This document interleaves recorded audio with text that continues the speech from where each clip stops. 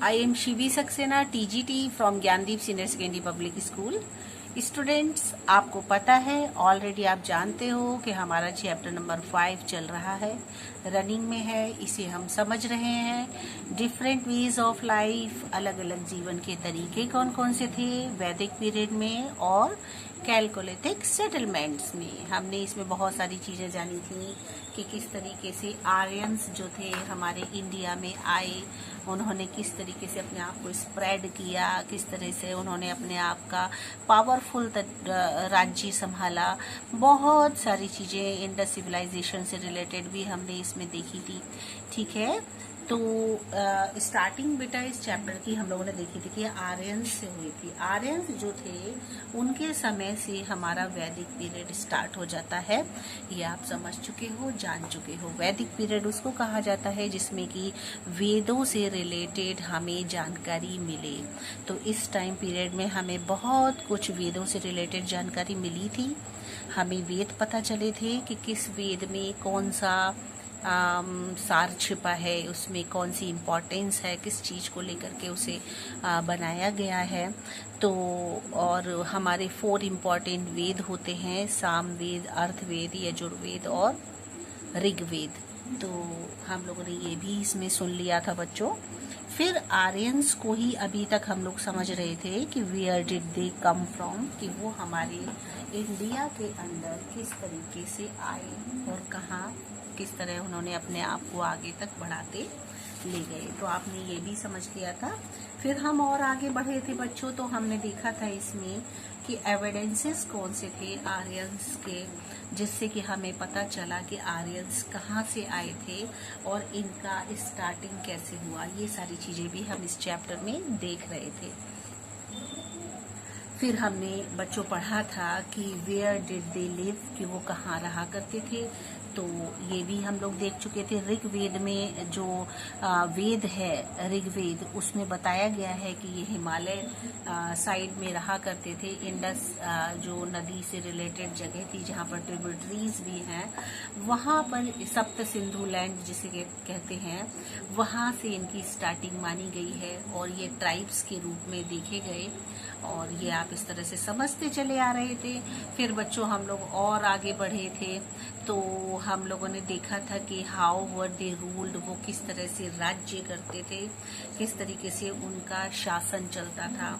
तो हम लोगों ने इसमें देखा था कि सबसे पहले जो चीफ होता था ट्राइब्स का, उसको राजन कहा जाता था, है ना, जो हेड होता था, और उसको लोग चुनते थे। वो अपने आप सेलेक्ट नहीं होता था, लोगों के द्वारा उसे चुना जाता था।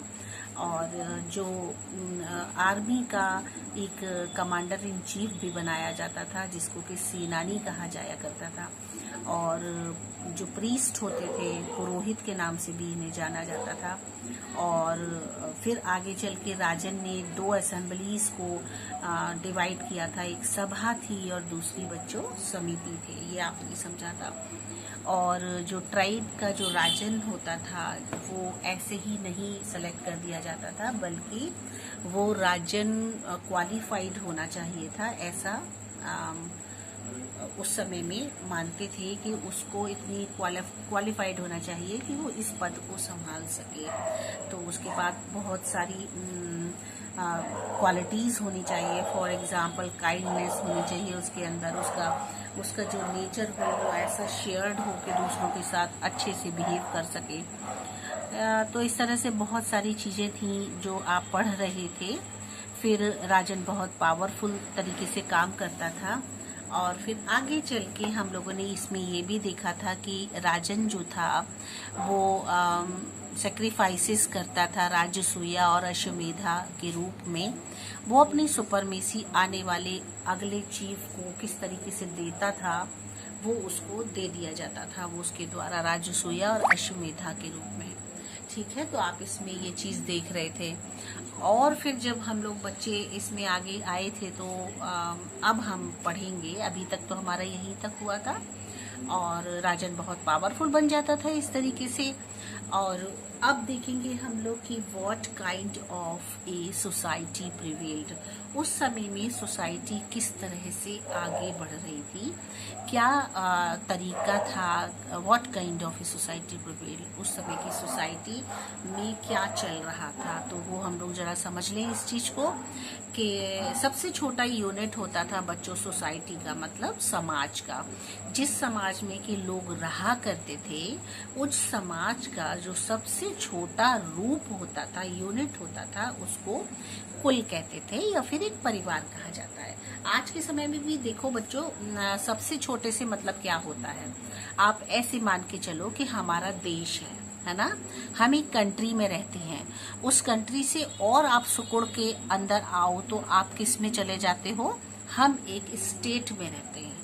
आप पहले इंडिया में रहते हो, इंडिया के बाद आप और अपने को छोटा करके चलो, मतलब अपने आप को थोड़ा कम कर दो, तो आप स्टेट कौन सा बताओगे, आप यूपी में रहते हो। यूपी को भी और छोटा करो तो आप कहाँ, किस डिस्ट्रिक्ट में रहते हो, तो आप फिरोजाबाद डिस्ट्रिक्ट में रहते हो। कहाँ रहते हो, शिकोहाबाद में रहते हो। और शिकोहाबाद में आप कहाँ रहते हो, तो आप एड्रेस दोगे अपना जो भी है, सो एंड सो हम यहाँ रहते हैं, और आप अपने फैमिली मेंबर को बताओगे और आपकी फैमिली यहाँ रहती है। आ गए ना आप अपने फैमिली पर। तो इसी तरीके से सबसे छोटा जो यूनिट हुआ, सबसे बड़ा क्या हुआ, कंट्री, उसके बाद उससे छोटा स्टेट, उससे छोटा डिस्ट्रिक्ट, उससे छोटा आपका सिटी, उससे छोटा आपका परिवार। ठीक है, तो वही बच्चों इसमें बताया गया है कि जो सबसे छोटा यूनिट होता था समाज का, उसको कुल कहते थे, कुल या फिर family. The eldest male member of the family, और जो परिवार का बच्चों सबसे बड़ा मेंबर होता था, है ना, मेल प्लस एक तो बड़ा होना चाहिए, दूसरी क्या शर्त थी उनकी कि वो मेल होना चाहिए, फीमेल नहीं होना चाहिए। तो सबसे बड़ा जो मेल मेंबर होता था उनके परिवार का, उसको वो गृहपति के नाम से बुलाते थे, मतलब वो हेड बन जाता था अपने कुल का, अपने परिवार का, उसको हेड बना दिया जाता था और उसको सब लोग गृहपति के नाम से बुलाते थे, जानते थे। फिर क्या होता था बच्चों कि ऐसा भी देखने के लिए मिला कि जो वो डिसीजन दे देता था, अगर वो कह देता था कि ऐसा काम करना है, सभी को, परिवार के मेंबर्स को या किसी एक पर्सन को ऐसा काम करना है, तो उसका डिसीजन कोई भी काट नहीं सकता था कि नहीं हम ऐसा नहीं करेंगे, हमें पसंद नहीं है, या फिर हम कुछ और करेंगे, ऐसा कोई भी नहीं कह सकता था। उसकी बात को सभी को मानना होता था। ठीक है, उसका डिसीजन फाइनल होता था बच्चों, उसके बाद कोई भी अपना डिसीजन नहीं दे सकता। इसके अलावा उसके जो बच्चे होते थे, उसके जो ग्रैंड चिल्ड्रन होते थे, वो मतलब उसके जो बेटे होते थे और जो उसके नाती पोते होते थे, वो सारे लोग एक परिवार के रूप में रहते थे। उस समय में कोई भी अलग नहीं रहता था, एक परिवार के रूप में रहते थे। और जहाँ पर दादी बाबा, ग्रैंड पेरेंट्स, पेरेंट्स सभी एक साथ रहते हैं बच्चों, वो तो हमारी जॉइंट फैमिली होती है ना। तो इसी तरह से जॉइंट फैमिली की रूप में वो सब एक साथ रहा करते थे गृहपति के साथ। फिर उसके बाद ए नंबर ऑफ कोलास together were known as the विस और क्लीन। अब देखो क्या बता रहे हैं ये कि एक तो बात आपने कर ली कुल की, मतलब एक परिवार की, उसके बाद बात करते हैं वो इसी तरीके से कुल बनते बनते एक ये कुल है, एक ये कुल है, एक ये कुल है, एक ये कुल है, इस तरीके से बहुत सारी फैमिलीज जो होती थी उन सबको मिला करके एक बनता था जगह, जिसको कहा जाता था विस या फिर क्लेन कहते थे, है ना। ए नंबर ऑफ क्लेन्स, और जहां पर उन क्लेन को भी, अब देखिए जो क्लेन्स होते थे वो और भी ज्यादा क्लेन को जोड़ लिया, मतलब जो बहुत सारे फैमिलीज को मिला करके एक क्लेन बनता था। ठीक है, इसी तरीके से बहुत सारी फैमिलीज का ग्रुप बना बना के बहुत सारे क्लेन्स बन जाते थे। ठीक है, बिकेम ए जना, उसको क्या कहते थे, जन कहा जाता था, जना कहा जाता था, जिसे हम ट्राइब कह सकते हैं। आ गया ना, ट्राइब मतलब एक जाति हुआ करती थी, एक सोसाइटी हुआ करती थी। इस तरह से वो एक सोसाइटी के रूप में रहा करते थे, जिसको ट्राइब कहा जाता था। फिर बहुत सारे जब जना होते थे, मतलब जो जनास होते थे, ट्राइब्स होते थे, फॉर्म एक ग्राम, फिर उन सब को मिलाकर के ग्राम बन जाता था, जिसको कि विलेज कहते हैं। आज की भाषा में हम ग्राम भी बोलते हैं, है ना, हिंदी में, संस्कृत में ग्राम बोला जाता है। ग्राम की जो आपकी इंग्लिश है उसको विलेज कहते हैं, और हिंदी में इसको गांव कहा जाता है। ठीक है, तो इन सबको मिल करके जब बहुत सारे ट्राइब्स एक जगह पर रहते थे, तो उनको विलेज का नाम दिया जाता था। फिर देखो आगे और इसमें क्या बताते हैं। Some women participated in assemblies। अब देखो, इन्होंने प्रोग्रेस की, इन्होंने डेवलपमेंट्स किए, इन्होंने अपने माइंड को आगे बढ़ाया, फिर उन्होंने औरतों को भी आगे लेके चले। तो उन्होंने औरतों को भी जो असेंबलीज होती थी, मतलब असेंबल होते थे सारे लोग जगह पर, एक जगह पर एकत्रित होते थे, इकट्ठे होते थे, उसको बेटा असेंबल कहते हैं, है ना। तो बहुत सारे लोग जब एक जगह असेंबल होते थे, तो उसमें लेडीज को, विमेन्स को भी पार्टिसिपेट करने के लिए परमिशन दे दी गई थी। अब देखो बच्चों, वैसे तो ये बहुत छोटी सी बात है, लेकिन फिर भी क्या होता है कि जैसे जैसे हम बड़े होते जाते हैं, बड़े क्लास में आते जाते हैं, हम पीछे की चीजें भूलते जाते हैं। बहुत ही छोटा है, WOMEN, है ना। अगर ये बच्चों होता है WOMAN, तो हम इसे बोलते हैं वुमेन, मतलब एक औरत की बात की जाए तो हम वुमेन बोलते हैं। लेकिन अगर WOMEN लगा दिया जाए बच्चों, तो उसको वीमेन कहते हैं। इस चीज का याद रखना, WOMEN पर विमेन लगाते हैं। बेटा ये बहुत छोटी छोटी सी मिस्टेक्स होती हैं, ये हमारी प्रोनाउंसिएशन हमारा जो होता है, जब अच्छा नहीं होता, गलत होने लगता है, तब हम इन चीजों को मिस्टेक करते हैं। मैंने देखा है बहुत से बच्चे, चाहे वुमेन लिखा है या वीमेन लिखा है, उन्हें उसमें कोई अंतर नहीं लगता, वो बस केवल वुमेन वुमेन वुमेन बस बोले जाते हैं। तो ऐसा नहीं होना चाहिए, कहाँ वुमेन लिखा है कहाँ वीमेन लिखा है, ये हमें पता होना चाहिए।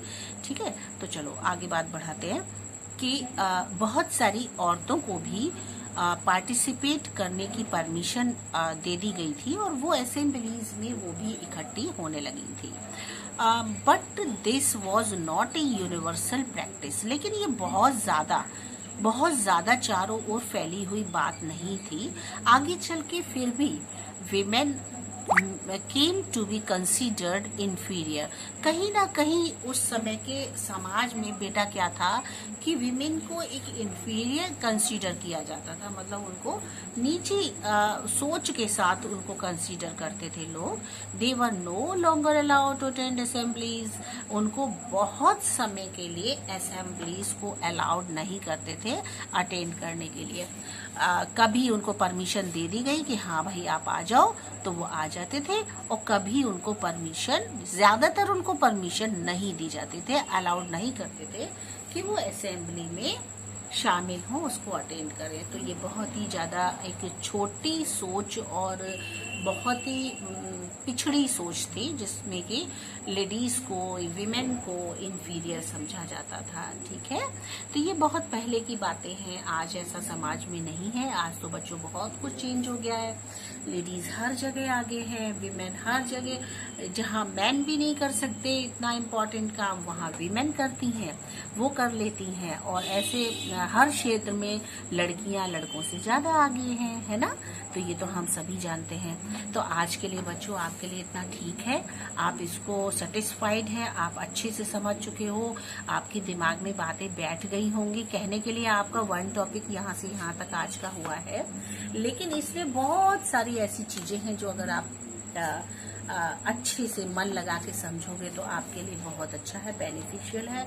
आप इसे रिपीट करके सुनना और अच्छे से इसको समझना। ना समझ में आए पहले अपने आप इसको एक्सप्लेन करके देखना कि मैम ने आपको क्या बताया था। सुनने के बाद, उसके बाद फिर भी ना आए तो दोबारा रिकॉर्डिंग को सुन लेना। ठीक है बच्चों, ओके, बाय बाय।